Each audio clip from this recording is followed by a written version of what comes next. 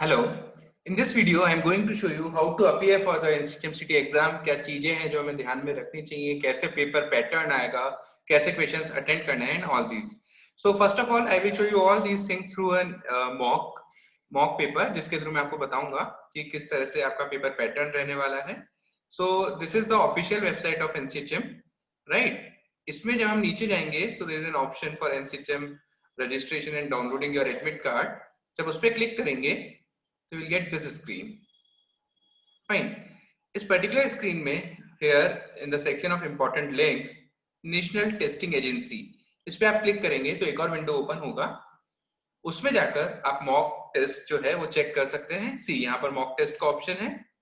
So when we click on this particular option mock test, तो आपके पास ये window आ जाएगा. अब इसमें you will be having multiple options since NTA जो है, NTA एक एजेंसी है जो बहुत सारे अलग-अलग एग्जाम्स कंडक्ट कराता है including your IIT, JEE, NEET and many other prestigious exam.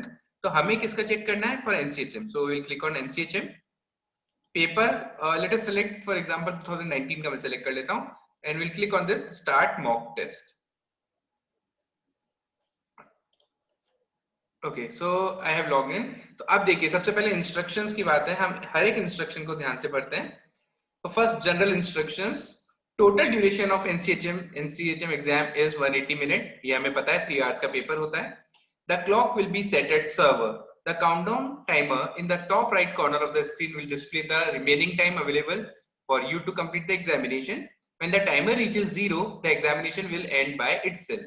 You will not be required to end or submit your examination. Second point का ये मतलब है कि ये जो आपका एग्जाम शुरू होता है, इसकी जो क्लॉक होती है वो सर्वर पे सेट होती है. वहां से आपका टाइम चलता रहता है. जैसे आपका टेस्ट का टाइम स्टार्ट होता है तो सारे स्टूडेंट्स का टेस्ट एक साथ स्टार्ट होगा.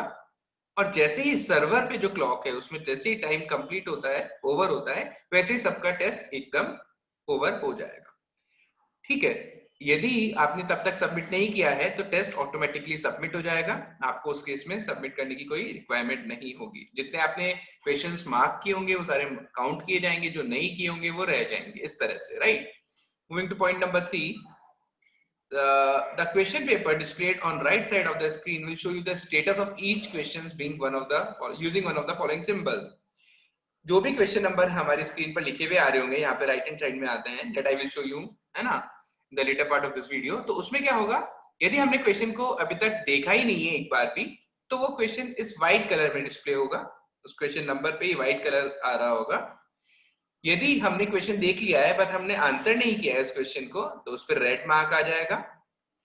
ग्रीन आएगा यदि हमने इस क्वेश्चन को आंसर कर दिया है. Fourth, you have not answered the question but have marked the question for review. इसका मतलब ये है कि हमने उसका कोई भी आंसर मार्क नहीं किया है पर उस क्वेश्चन को हमने रिव्यू करने के लिए रखा है. ये कब यूज करते हैं हम बच्चों? जैसे हमें लगता है कि कोई क्वेश्चन है जो अभी मुझसे सॉल्व नहीं हो पा रहा बट मैं उसको बाद में सॉल्व करना चाहूंगा इस पेपर में. अभी मैं कुछ और दूसरा क्वेश्चन कर लेता हूं, जब टाइम मिलेगा तो मैं वापस आके इस क्वेश्चन को ट्राई करूंगा. तो ऐसे क्वेश्चंस को हम मार्क फॉर रिव्यू कर सकते हैं. ठीक है. तो मार्क फॉर रिव्यू करने में ये आपका काउंट नहीं होगा. ठीक है, क्योंकि आपने कोई आंसर टिक नहीं किया है इसमें, आपने केवल क्वेश्चन को मार्क फॉर रिव्यू किया है. और ये अलग से इस पर्पल कलर के इंडिकेशन से आपको शो हो जाएगा कि ये वो क्वेश्चन है जो आप बाद में अटेम्प्ट करना चाहते हैं. जो फिफ्थ ऑप्शन है, the questions answered and mark for review will be considered for evaluation. तो सपोज आपने किसी क्वेश्चन को आंसर कर दिया है पर आपको फिर भी डाउट है कि इसका आंसर कुछ डिफरेंट हो सकता है या मेरा प्रॉपर आंसर नहीं आ रहा, तो मैं बाद में भी यदि टाइम परमिट करता है तो उसे एक बार चेक करना चाहूंगा, तो you can use this option then, answer and mark for review. Answer and mark for review का मतलब ये होता है कि आंसर आपने मार्क कर दिया है, फिर भी आप लेटर स्टेज पर उसको एक बार चेक करना चाहेंगे. यदि आप इसको चेक नहीं कर पाते हैं लास्ट में, तो ये आपके इवैल्यूएशन में काउंट होगा क्योंकि आपने इसको आंसर तो किया था. तो फोर्थ वाले केस में आपका इवैल्यूएशन में काउंट नहीं होगा, पर जो फिफ्थ वाला केस है उसमें जो आपका आंसर है वो इवैल्यूएशन में काउंट होगा. Fine. Fourth, you can click on arrow which appears to the left of the question palette to collapse the question palette, thereby maximizing the question window. To view the question palette again, you can again click on this sign appears on the right side of the window.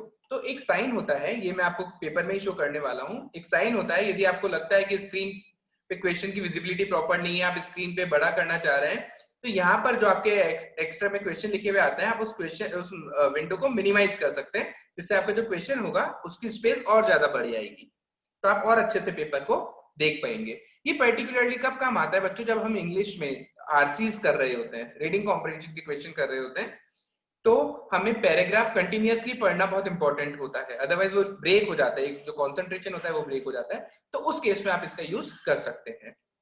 Fifth point, you can click on your profile image on the top right corner of your screen to change the language during the exam for entire question paper.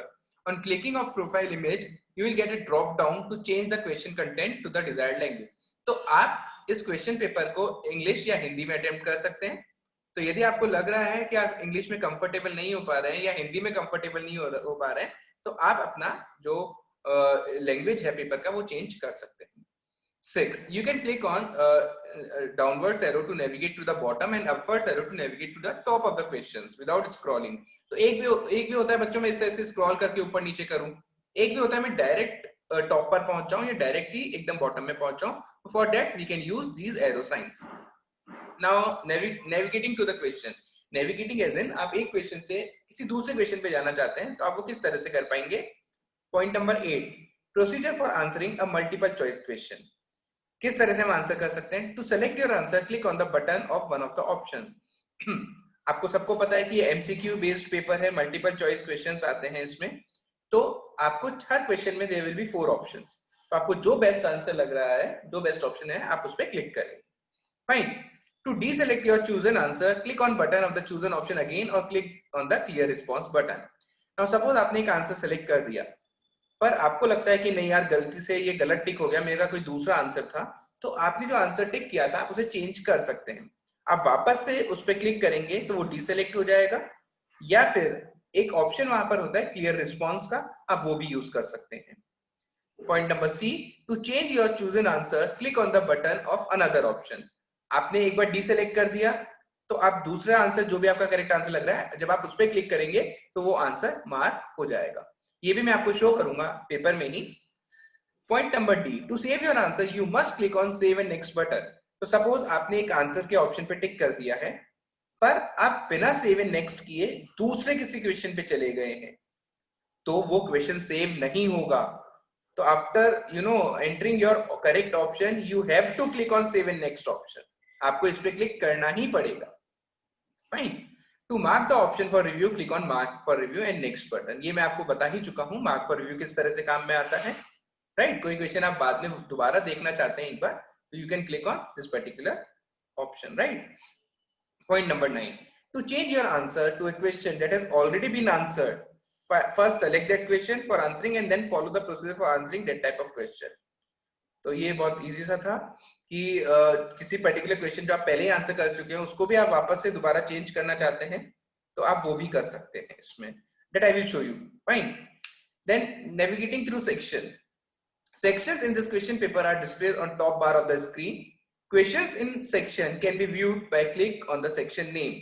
The section you are currently viewing is highlighted. तो ऊपर की तरफ यहाँ पर हर section का name आता है, for example your maths, reasoning, English, GK and your service aptitude.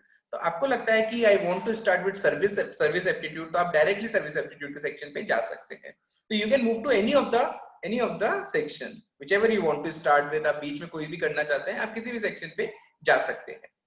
After click the save and next button on the last question for the section, you will automatically be taken to the first question of the next section.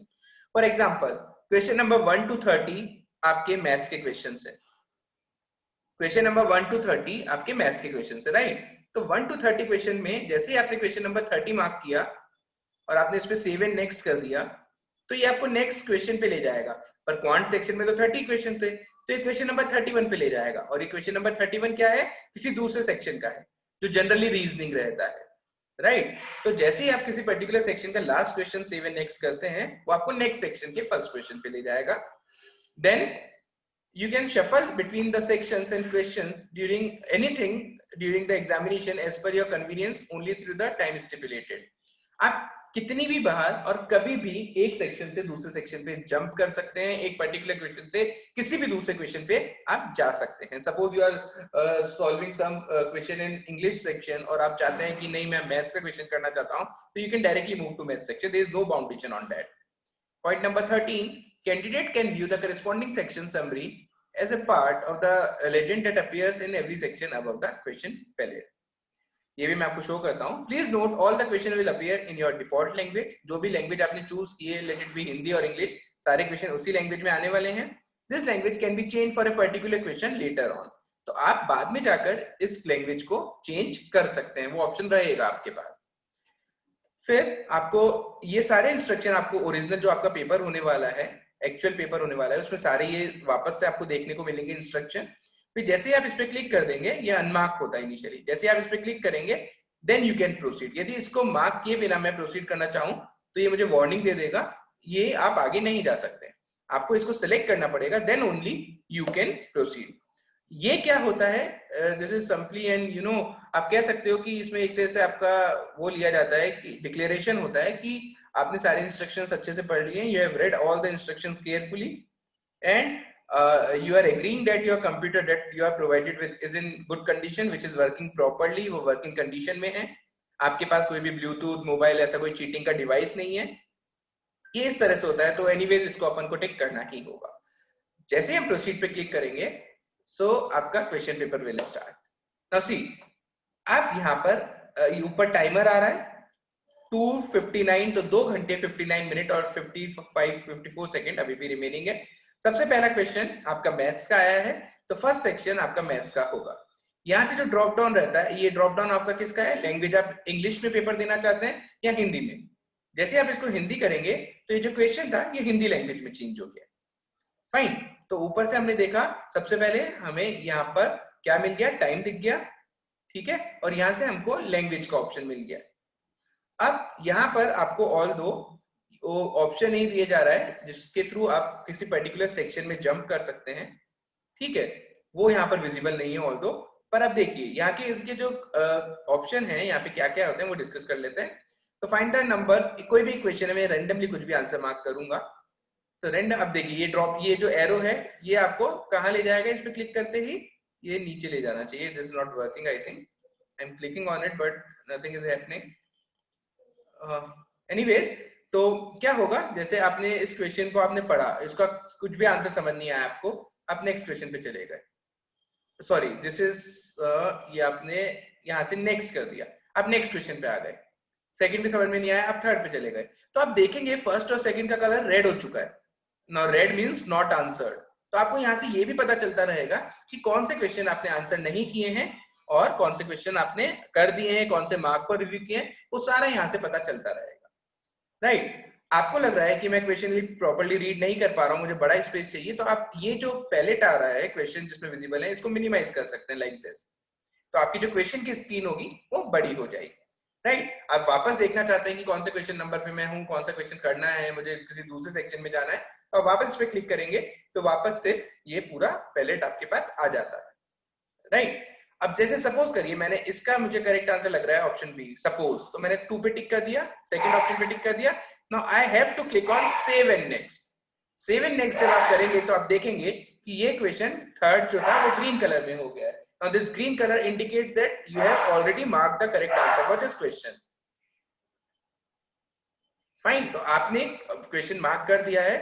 This does not indicate that your answer is correct. ये केवल ये indicate करता है कि आपने अपनी तरफ से जो आंसर था वो मार्क कर दिया है। Now suppose फोर्थ क्वेश्चन पे आए हम, फोर्थ क्वेश्चन पढ़ के मुझे लगा कि यार इसका आंसर थर्ड होना चाहिए पर कुछ डाउट है, तो what I will do is कि मैं इसको, दो ऑप्शन है मेरे पास, save and mark for review and mark for review and next. Save and mark for review यदि मैं इसको कर देता हूं, इसका मतलब लास्ट में आके यदि मैं इस क्वेश्चन को वापस भी नहीं देख पा रहा तो भी ये मेरा इवेल्युएशन के लिए काउंट होगा। आप यहाँ पे भी देख सकते हैं, will be considered for evaluation.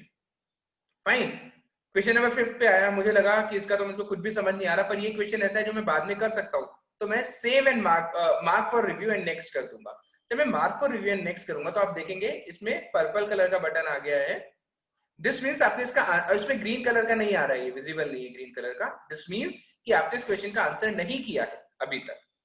Fine, and later on आप इसको रिव्यू करना चाहते हैं, ठीक है। आपको लगता है कि नहीं यार, जैसे you must be knowing this कि you have 5 sections in your exam. Section number 1 consists of 1 to 30 question, and this is of your quant section, maths. Then from question number 31 to 60 you have reasoning. Then from question number 61 to 90 is GK. This is the general pattern. I'm not telling you कि यही आने वाला है, exactly ऐसा ही रहने वाला है, but general pattern ये रहता है आपके एग्जाम का. Then 91 to 150, 60 questions are of your English section. And then from 151 to 200, these remaining 50 questions are of your service aptitude section. Fine, तो ये आप थोड़ा माइंड में रखें तो बेटर रहेगा, जिससे आपको हेल्प मिलेगी किसी पर्टिकुलर सेक्शन में यदि आप स्विच करना चाहते हैं. फॉर एग्जांपल मुझे लगता है कि नहीं यार, I should not start with mathematics, तो जनरली स्टूडेंट के साथ होता है, तो मैं रीजनिंग से स्टार्ट करना चाहता हूं, तो you can directly move to question number 31 question पे क्लिक करते हैं, आप डायरेक्ट रीजनिंग पे आ गए हैं. इन सारे क्वेश्चन का कलर व्हाइट ही रहा, 7 से लेकर आप 30 तक देखेंगे तो सबका कलर व्हाइट ही रहा. दैट इंडिकेट्स दैट ये क्वेश्चंस वो हैं जिनको आपने अभी तक देखा भी नहीं है, you have not visited this questions. Fine, अब 31 पे आ गए, 32 पे आ गए, तो आप देखेंगे रीजनिंग के क्वेश्चन आ चुके हैं. आप किसी भी क्वेश्चन पे जा सकते हैं. आपको लगता है नहीं सर्विस एप्टीट्यूड पे पहले जाना है, तो you can directly go to question number 151, that is will be of the service aptitude section. Fine, यहाँ पर इन्होंने मार्किंग के बारे में कुछ भी नहीं बताया, तो जनरली जो मार्किंग का पैटर्न आपका रहेगा, so you will get +1 for every correct answer and -0.25 for every wrong answer. और यदि कोई क्वेश्चन नॉट अटेम्प्टेड है तो आपका उसका कुछ भी ना तो मिलेगा, ना ही कुछ आपका मार्क डिडक्ट होगा. ये जनरल पैटर्न रहता है. कई जने बोलते हैं कि इसका +4 और -1 का पैटर्न रहता है, तो वो एक ही बात है, उसमें कोई फर्क नहीं पड़ रहा है. पॉइंट इज, जितने भी मार्क का एक क्वेश्चन होता है उसका 1/4 आपका नेगेटिव होता है.